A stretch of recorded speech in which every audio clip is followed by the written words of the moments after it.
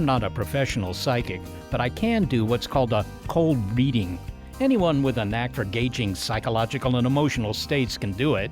But what's the harm in a cold reading or even seeing a self-described psychic? Well, for one, are you ready to part with a hard-earned stash of cash? Reading minds is a multi-billion-dollar business. I'm Seth Shostak. I'm Molly Bentley. This is Big Picture Science, produced at the SETI Institute. And in this episode of our regular look at critical thinking, when most of us think of psychics, we picture palmists, our tarot card readers.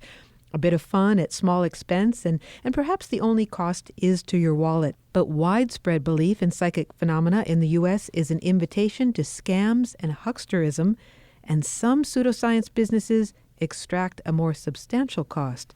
There are naturopaths out there who think that they can heal serious diseases like autoimmune illnesses, heart disease, and cancer. Find out what disturbing event prompted her to quit the field, how we might avoid the worst consequences of belief in pseudoscience, and why ignorance of science is not bliss. It's Skeptic Check, betting on pseudoscience.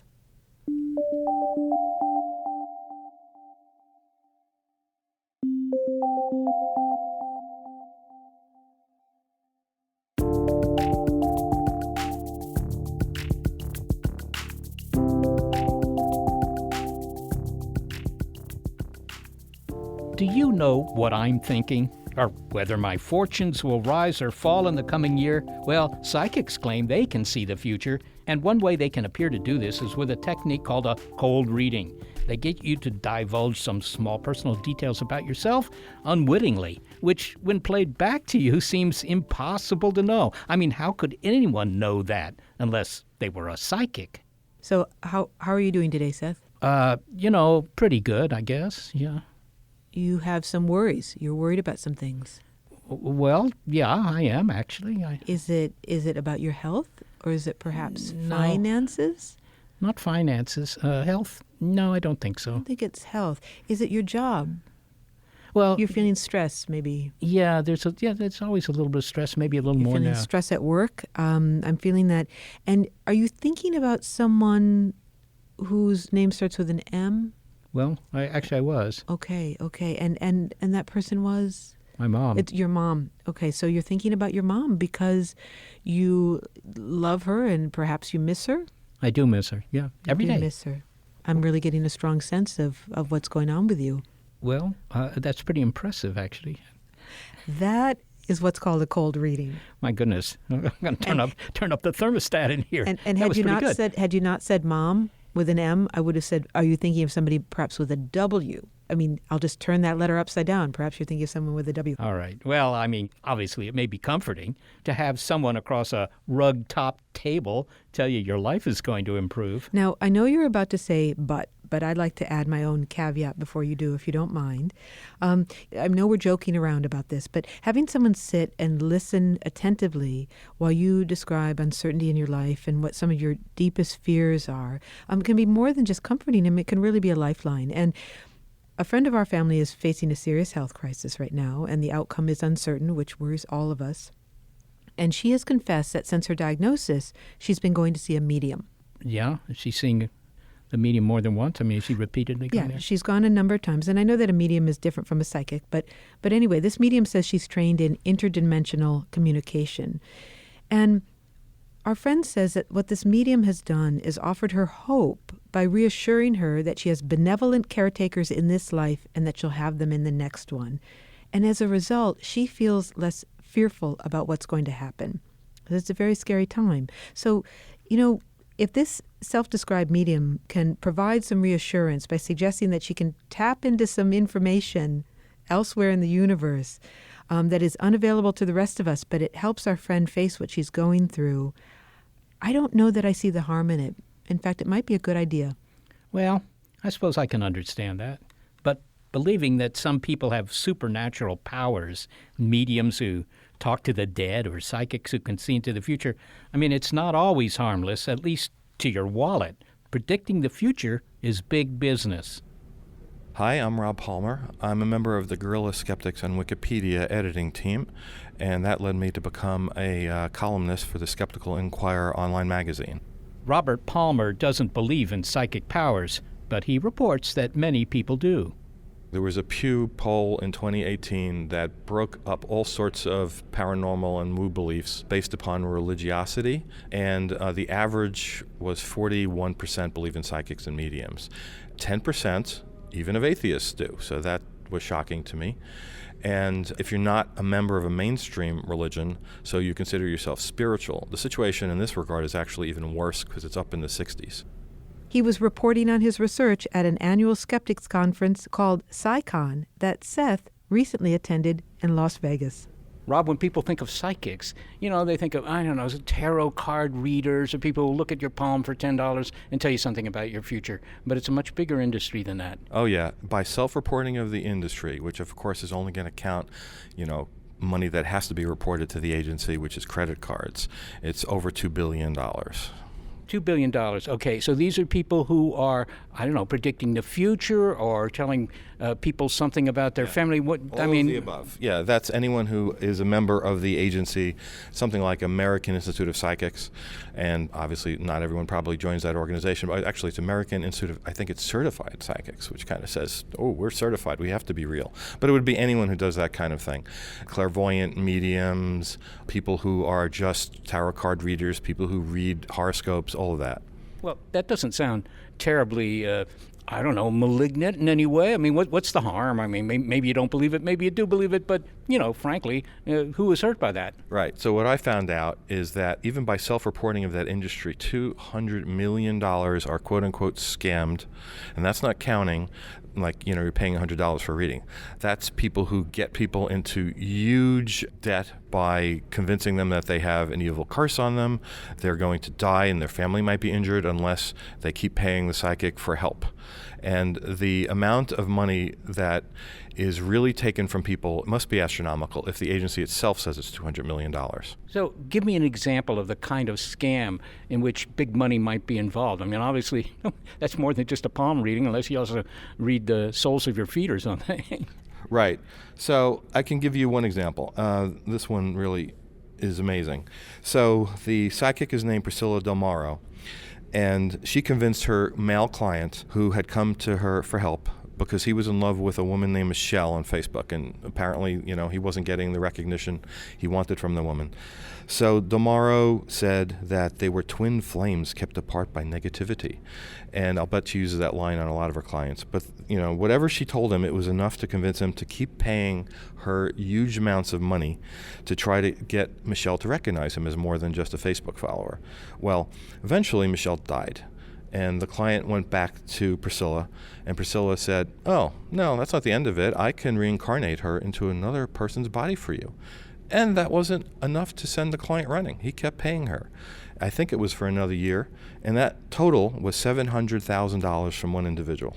My God. Okay, so these people tend to prey then on folks that are in vulnerable situations, people who may not understand, the fact that this is a pseudoscience. I mean, what's going on here from the standpoint of why would anybody, sign up for $700,000? I mean, eventually $700,000 to pursue a romance with a dead woman. Right.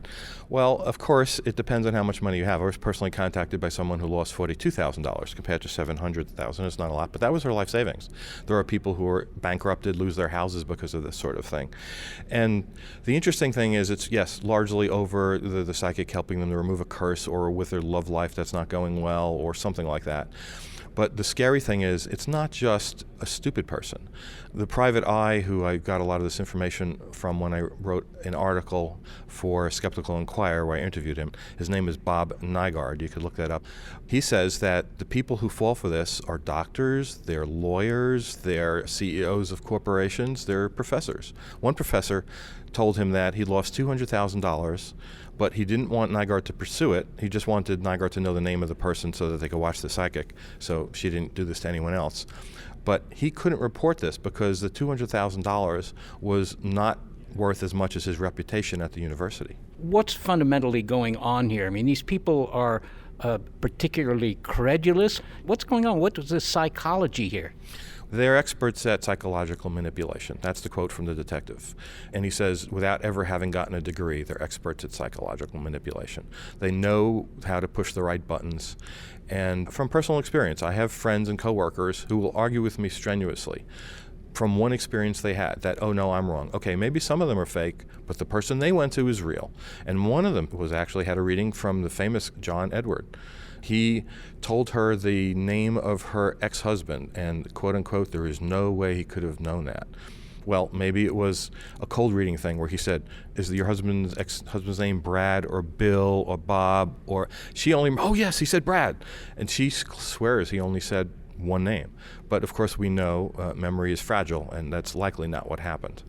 Well, when we think of scams, I mean, if you were selling snake oil, and what I learned at this conference is that there actually was snake oil made from snakes. Terrible. That's something I didn't know. I guess squeaky snakes probably need snake oil. But if you're doing that, we have the FDA. So there's some protection. If you sell something claiming that it'll cure cancer or whatever, that violates the law. But if somebody comes in and says, I'm going to put you in touch with your lost dead relative, is there any real recourse, particularly given the fact that people are reluctant to report this stuff? So New York State has a law that's been on the books since I think it was the mid-'60s, which says that doing any of this kind of thing is punishable by a fine and a prison sentence of 90 days. Not a lot, but if you keep getting somebody for that, they would probably stop. But the reality of the situation is Manhattan is overflowing with psychic shops. In poor neighborhoods, rich neighborhoods, it doesn't make a difference. So law enforcement doesn't take this seriously. That's a big problem. So one thing Bob Nagar told me was, you could be not too intelligent and leave your keys in a car running, going into a store to get a quick coffee, and teenagers drive off with your car. He doesn't think there's any police precinct which would tell you, oh, it's your own fault, you gave him your car. But that's what they do. If they say, hey, you gave the money to the psychic without a gun to your head, so it's not a crime. Well, finally, Rob, what can one do? I mean, obviously, you're interested in, bringing these people to account, stopping this scam, which is what it is. What can anybody do? What should society do? Okay, as individuals, I think the best we can do, if we're not in law enforcement and that sort of a thing, is to basically protest the venues that are giving these people access to people to scam. And even if an individual psychic who's going into a public theater or something, paying for the spot, is not a person who's going to scam you out of more than a $10 reading, it's going to promote the belief that these kinds of people are real, and then the people in that audience are more likely to go to somebody who might do that. I personally did this actually. There was a local theater who we go to in our area, which has plays we like, and before the play last month, the theater manager came out and told us what upcoming events were, and they were going to have a psychic medium, and she was proud to announce that. So I actually did write a letter, and they said, well, thank you for your opinion. It had a lot of links in it to my paper on this subject, and also videos on how psychic mediums do cold reading and hot reading. And they said, well, we'll take it under consideration the next time. And I think that's the best I could have hoped for. Rob Palmer, thanks so very much for speaking with us. Thank you. Robert Palmer is a member of the Guerrilla Skeptics on Wikipedia editing team and a columnist for Skeptical Inquirer. Well, let's put what Rob Palmer said into the big picture. My name is Lee McIntyre, and I'm a research fellow at the Center for Philosophy and History of Science at Boston University, and I also teach ethics at Harvard Extension School. He says that belief in pseudoscience is a result of the widespread mistrust that many Americans have about science. Dr. McIntyre has authored many books, including Post-Truth, and the most recent, The Scientific Attitude, Defending Science from Denial, Fraud, and Pseudoscience, where he says that science denial can cause different levels of harm. So it depends on the area of science denial. If you're talking about flat earthers, you might think, well, they don't really hurt anybody. That's not really any trouble. But vaccine denial, I think, does end up hurting people. We've got about 800 cases of measles over 20-some states in the U.S. right now. And climate change, that's the one that's really got me worried. Just on the news the other day, President Trump was explaining to Prince Charles that he thought that climate change could go either way and was really sort of the denier-in-chief about climate change. And that has policy consequences, and it normalizes science denial.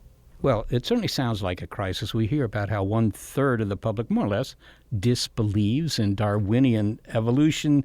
A lot of folks, as you note, think climate change is some sort of hoax. Others believe that vaccines are actually dangerous for their kids. It sounds like an extension of the phenomenon of fake news to science. I think you hit that exactly right. In fact, the current post-truth problem going on in Washington, D.C. and elsewhere about fake news came from science denial. If you read Naomi Oreskes' book, Merchants of Doubt, you understand that this really all started in the modern era with pushing back against the idea that there was a link between cigarette smoking and lung cancer. And that became the blueprint for climate change denial.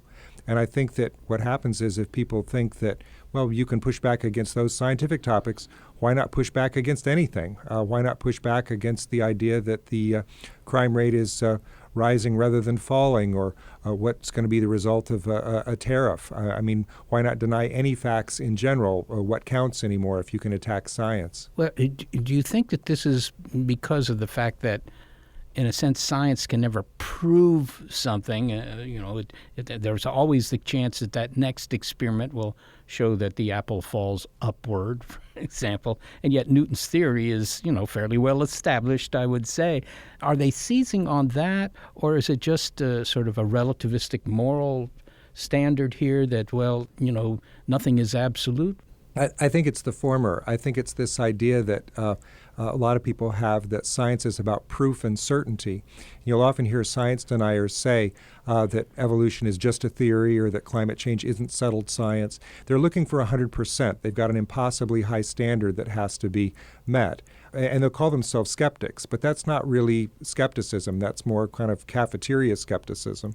Because one thing that I've noticed is that science deniers, a lot of them tend to be conspiracy theorists. Conspiracy theorists have a double standard for evidence. Really, anything that they don't want to believe, no evidence is going to change their mind. But if it's something that they do want to believe, they're completely gullible about it.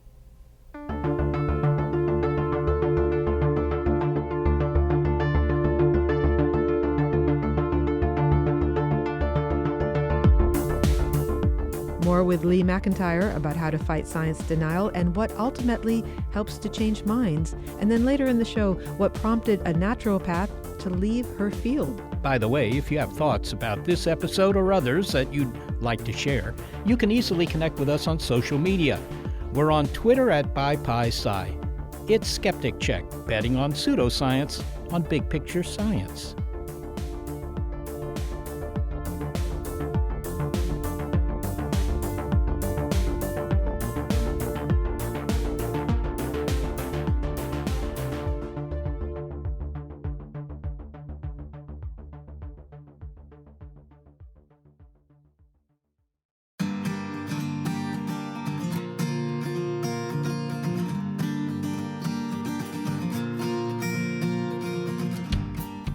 Among the public, science is often thought of as being defined by its tools.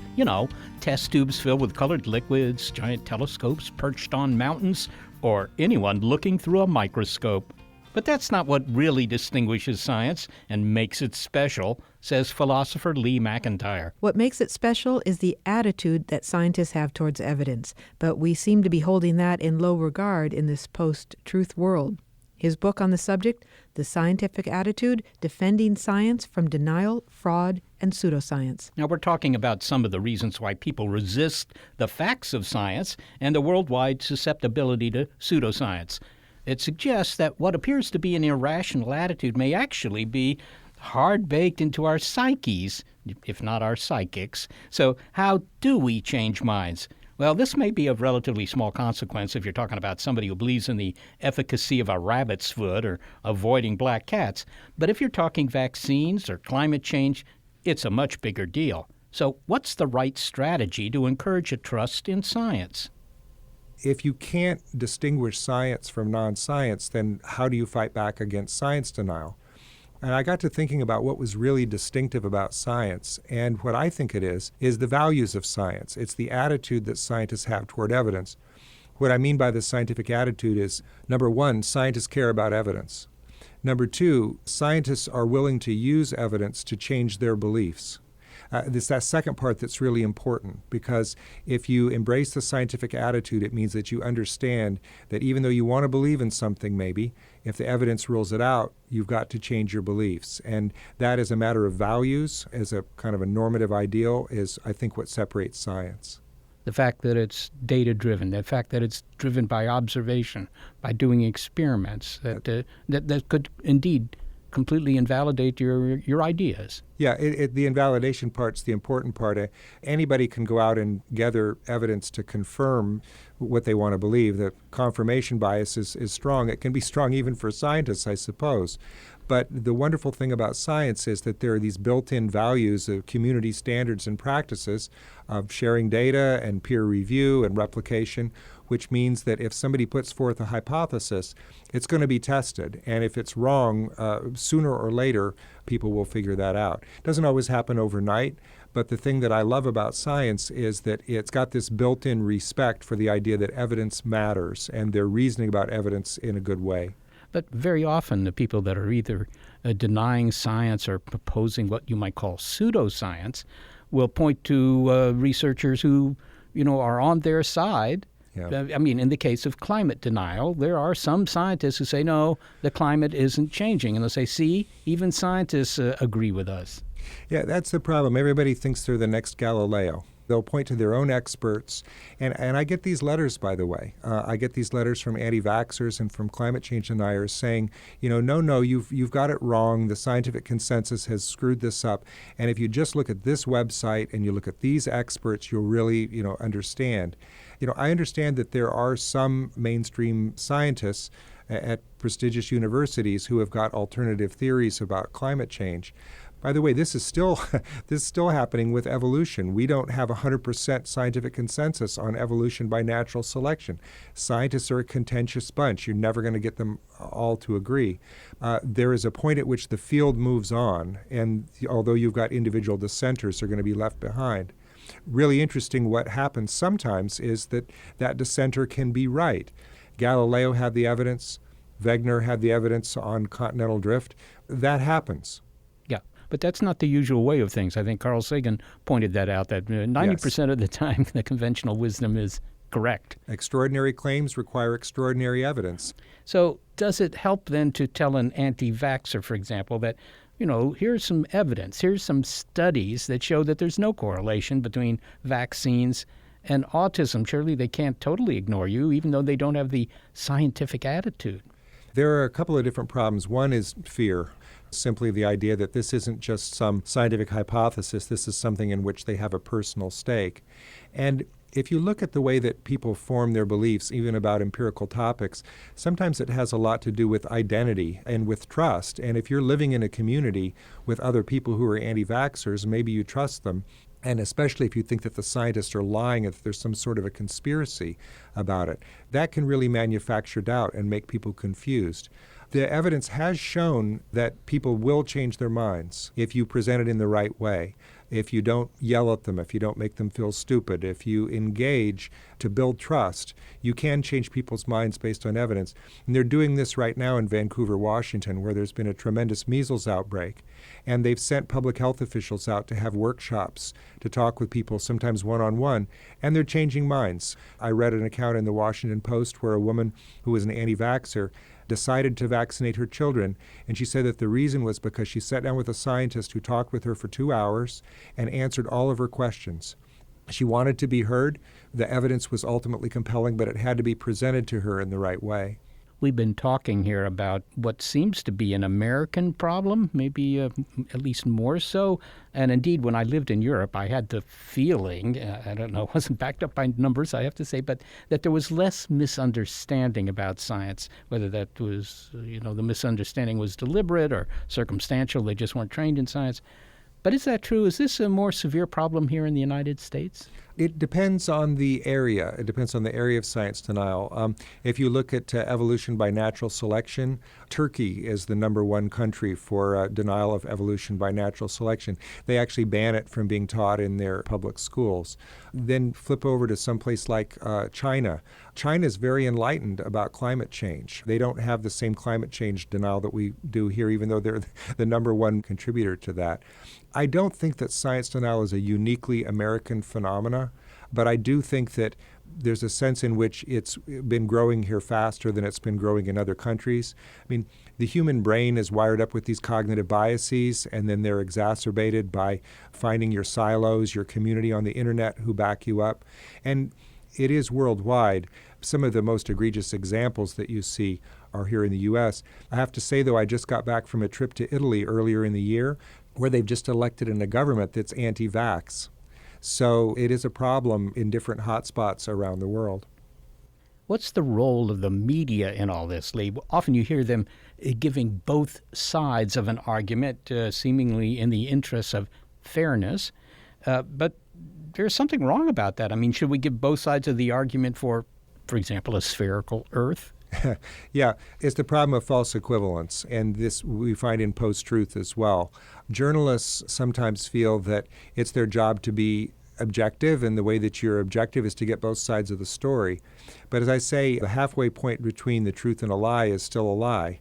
Journalists are not supposed to be indifferent between the truth and a lie, and so by having these terrible split-screen debates on TV where they'll have James Hansen on one side and they'll have somebody with a website on the other side, and they're talking about climate change. They give them equal time, and then the host refuses to talk about consensus. That's itself a kind of bias. That leads the viewer, the reader, the listener to think that there's controversy where there really isn't one. So the way that the media covers science is sort of appalling. At a certain point, the media do decide when people are getting hurt that it's not fun anymore, and maybe they're creating controversy and hurting people. So if you look at, for instance, recently, since the great measles outbreak in the U.S., they're not doing so many of those split-screen debates, maybe because public opinion has shifted. But in general, I think that science coverage in the media leaves a lot to be desired because they're not really talking about scientific consensus. They're looking for a story, and a story is usually based on controversy. Do you think that this problem being the lack of understanding and appreciation of what science is worse today than it was, say, a few decades ago? I do, and I think the thing is the cognitive bias has been there, but what's new is social media. What's new is the internet. When I was a boy, I remember just being appalled. My mom told me that, well, there were people who believed that we didn't go to the moon. I think, well, how is this possible? Because we'd never met one. I mean, there was a fringe community, but where did they find one another? How did this get reinforced? It really wasn't. But now, no matter what you believe, you can find your community on the internet. The Flat Earth movement is growing, and it's because there are all these YouTube videos, and people get, as they put it, sucked down the rabbit hole. They watch the YouTube videos, they become radicalized. Now they have conventions once a year for flat earthers. So this is growing, and I think it creates a climate of denial that then may make it seem as if, well, climate denial or vaccine denial, that's more mainstream because look at how far the fringe has gotten now. At the most recent meeting of the Flat Earth International Conference in Denver in November 2018, there were 600 people there who were attending seminars on quote-unquote evidence for flat Earth. Studies have shown that people let their peers influence their own beliefs. They want to fit in. And if your crowd doesn't think evolution is real, or then maybe you don't either. So it doesn't sound as if simply being confrontational about these things is going to help, because you're not just arguing against an individual, you're arguing against their entire peer group. Yeah, it can be very hard. I mean, the hardcore science deniers, somebody whose identity is completely wrapped up with whatever their belief is, maybe you're not going to be able to convince them. I'm a great advocate in the idea that scientists and others who care about science need to engage, though, and we need to engage for the sake of the audience, because if we don't engage, then that just means that the voices of disinformation and denial are louder and they're reaching further. The way that you really reach people is one-on-one, is to build trusting relationships by getting to know them, and the only way you do that is through engagement. So as much as I have respect for scientists and their time, and who wants to be out there doing this, I do think that it's important for them to push back. There's a line that you don't want to cross. I don't think that scientists need to get baited into having public debates where they can be giving oxygen to some fringe views. But I think that scientists can help the media, for instance, because when the media is covering something as a controversy, there needs to be a scientific voice on the other side.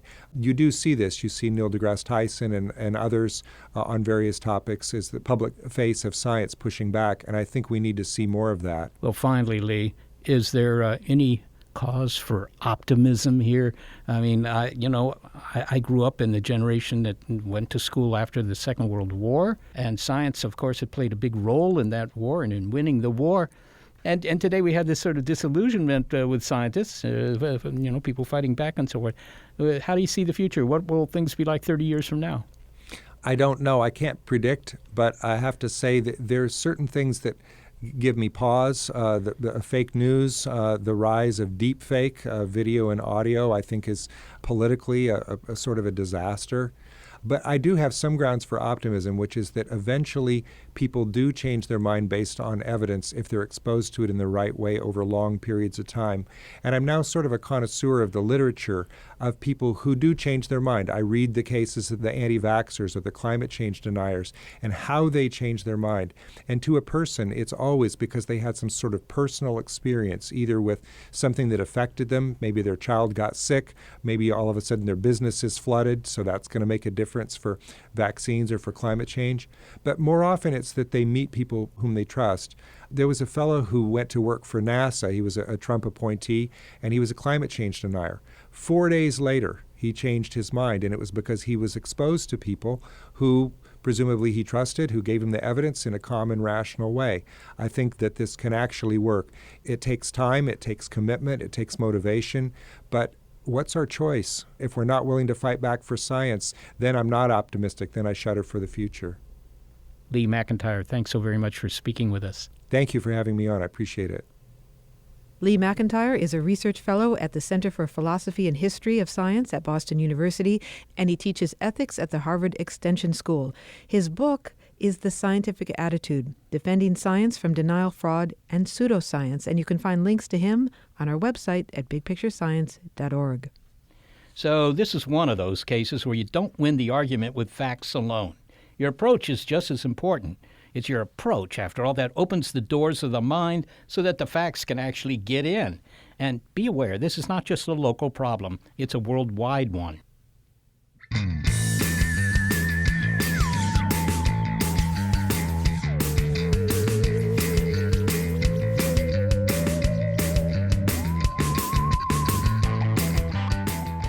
All right, well, we've been talking about believers amongst the public and how one might change their minds. But what about the practitioners of pseudoscience? There are naturopaths out there who think that they can heal serious diseases like autoimmune illnesses, heart disease, and cancer. What prompted one woman, a naturopath, to leave the field? It's Skeptic Check, betting on pseudoscience on Big Picture Science.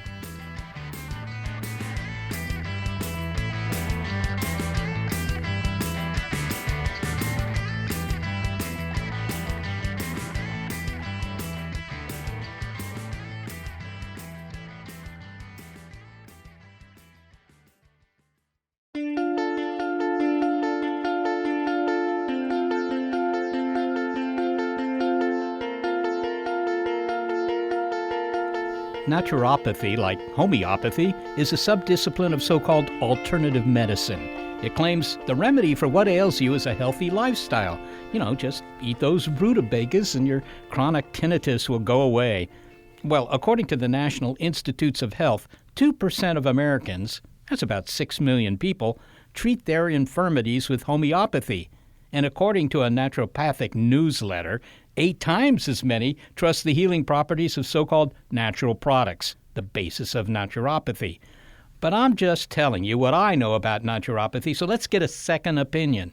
Well, I used to be a naturopathic doctor, and so that meant that I would see patients and provide them with information to convince them that I was trained in both real medicine and also all of these ancient and traditional medical concepts, these things that were used a long time ago, like special herbs and homeopathy, for example.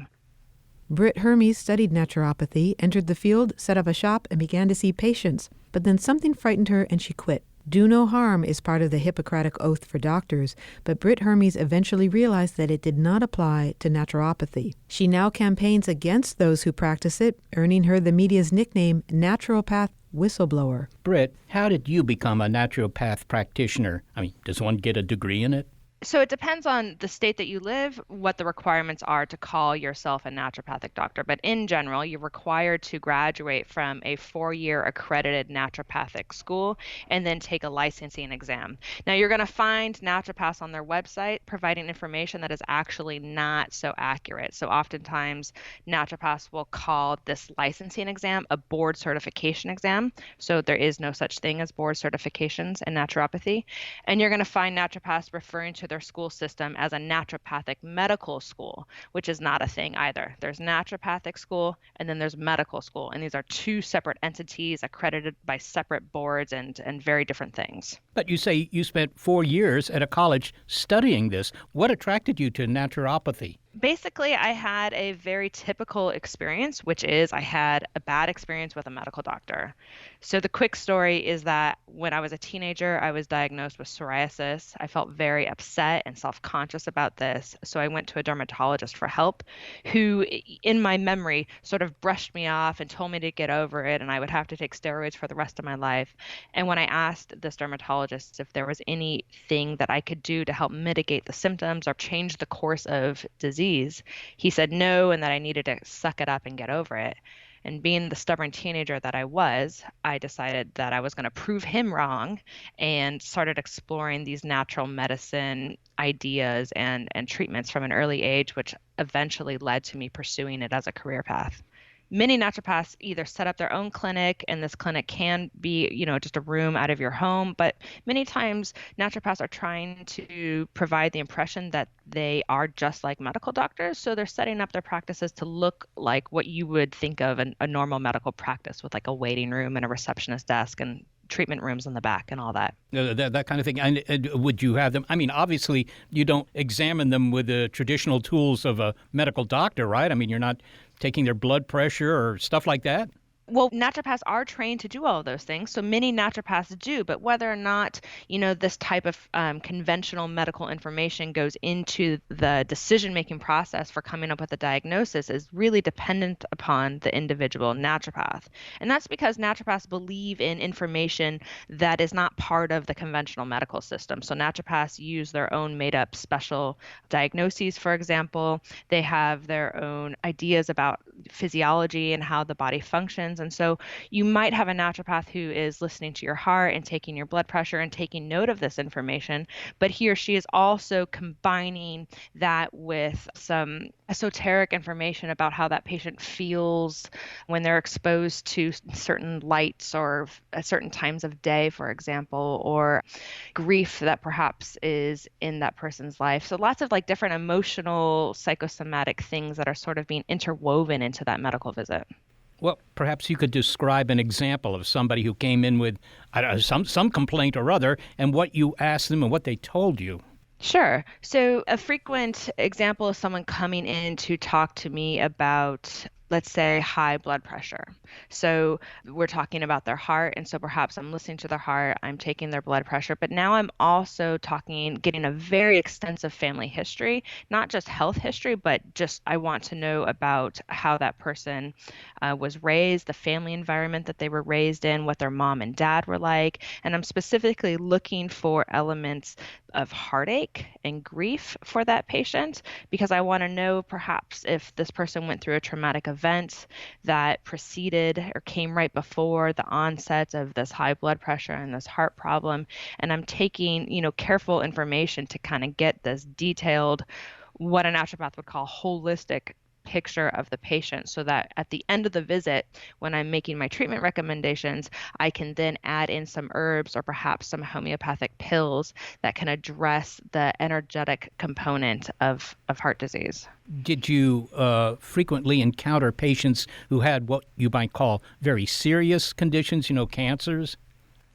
Oh, sure. So the clinic that I worked at in Arizona was owned and run by a naturopath who treated almost exclusively patients with cancer. And so I saw a lot of these patients either alongside him or as sort of like in a nursing role to help out with the treatments that were provided. So I did a lot of alternative therapies for cancer patients. Did you hear what happened to them? Yes.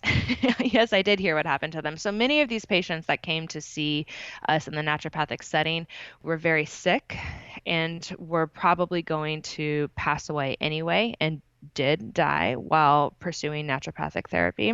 And then this other set of cancer patients who weren't necessarily super sick with cancer yet, but were afraid of the cancer care, many times got more sick while pursuing cancer therapies. Well, you eventually left naturopathy, and you write that you left the field with a bang. That sounds both dramatic and sudden. What happened? It was really dramatic. I found out that I was accidentally involved in what could potentially be a federal crime. I was helping my boss at the time administer a non-FDA approved cancer drug to patients. And the importation and the administration of a non-FDA approved drug for the treatment of cancer or any disease is potentially a crime. And when I found out that this was going on, I felt terrible about it. I felt like I had been accidentally involved in duping patients. And it turns out that this drug was very dangerous and associated with all sorts of really scary side effects like liver failure. And I felt sick about it. And it essentially prompted me to take a step back from naturopathy and to assess what I was doing as a naturopath and to start to look at the profession critically. And with this new set of eyes, I realized that much of what I was doing, if not all of what I was doing as a naturopath, was not based on science. And most of the profession functions and profits off of selling dangerous and many times unnecessary treatments to patients. You say it can be dangerous. Is the danger because of what you're actually asking them to do, to take, whatever, or is it simply because they don't go through the kind of regimens that the traditional, or should I say the conventional medical establishment would have them do?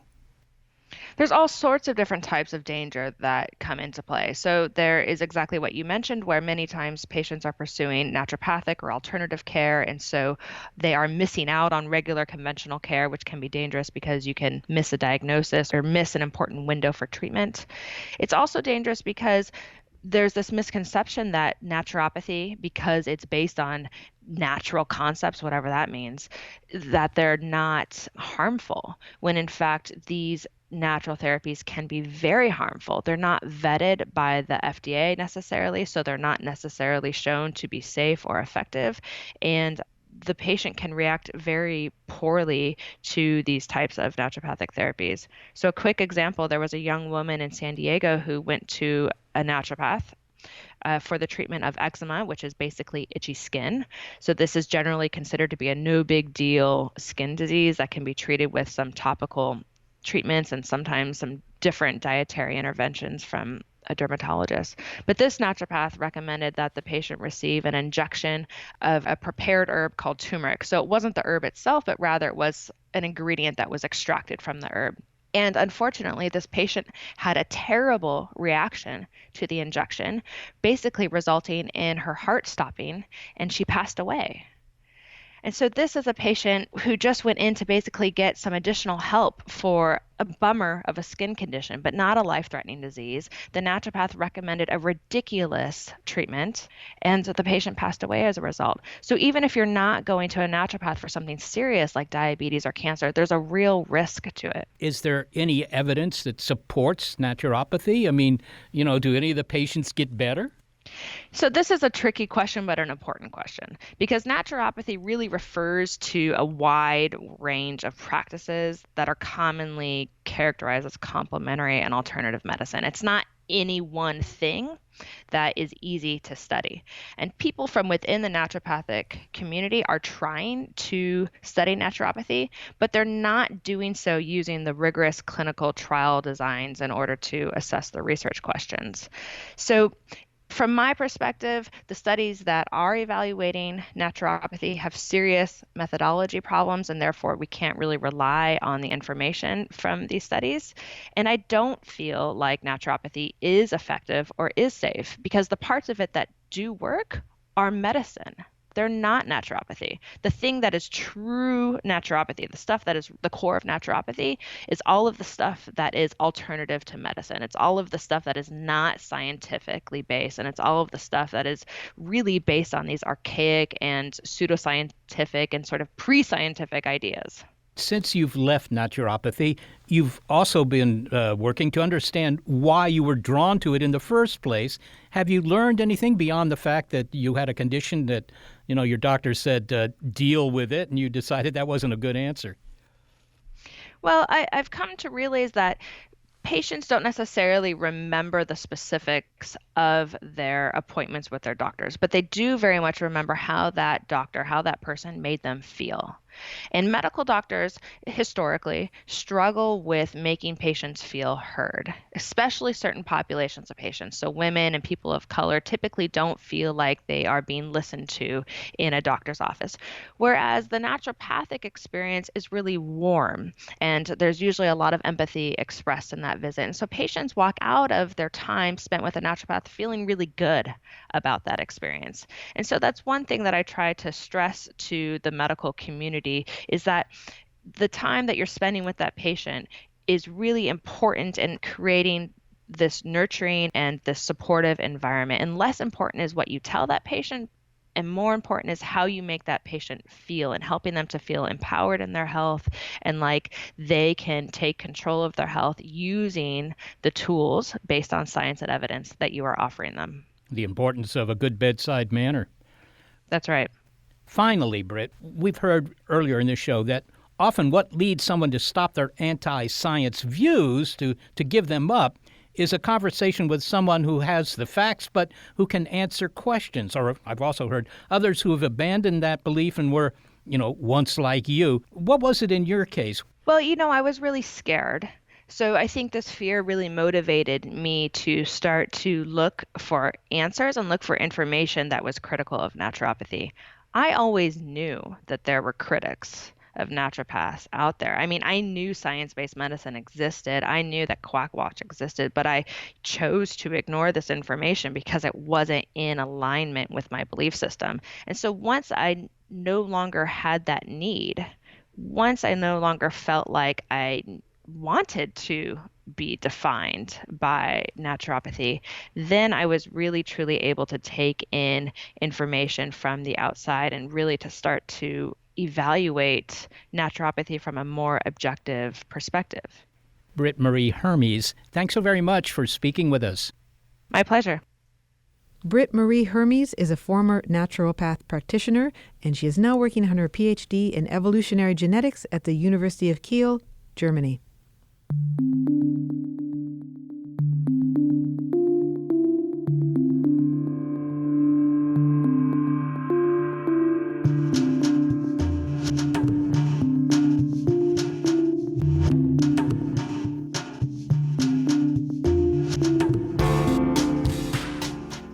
So, what's the big picture here? We've heard that seemingly benign, even amusing pseudoscience practices, such as psychics, can have a dark side. And for some, such as naturopathy, that side can be very dark indeed. But we've also heard that combating these harmful beliefs won't be accomplished by simply lecturing the benighted. So if you want to change someone's mind, sit down with them, answer their questions, avoid being critical. And by the way, it wouldn't hurt to make sure more people understand that science isn't just about having a white lab coat and a microscope.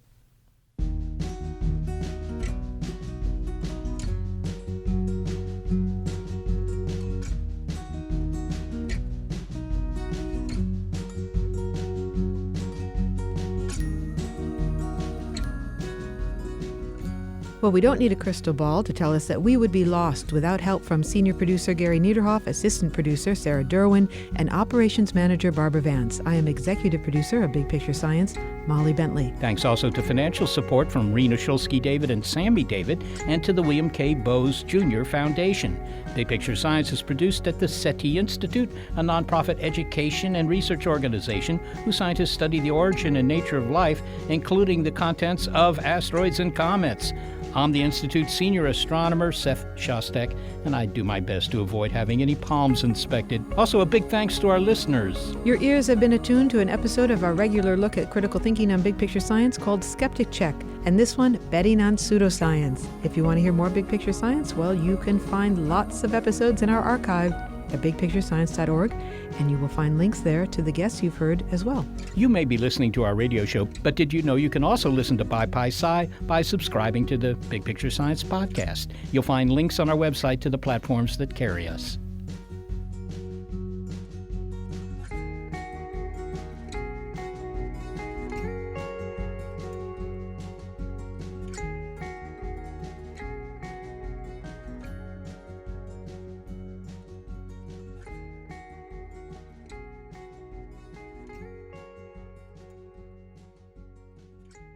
Skeptic Check is brought to you thanks to a generous grant from the Trimberger Family Foundation. At the Trimberger Family Foundation, we hold that skepticism is a lamp that lights the way to truth. You don't need to be a scientist to hold that lamp. Look for evidence. Keep on thinking. Trimberger.org.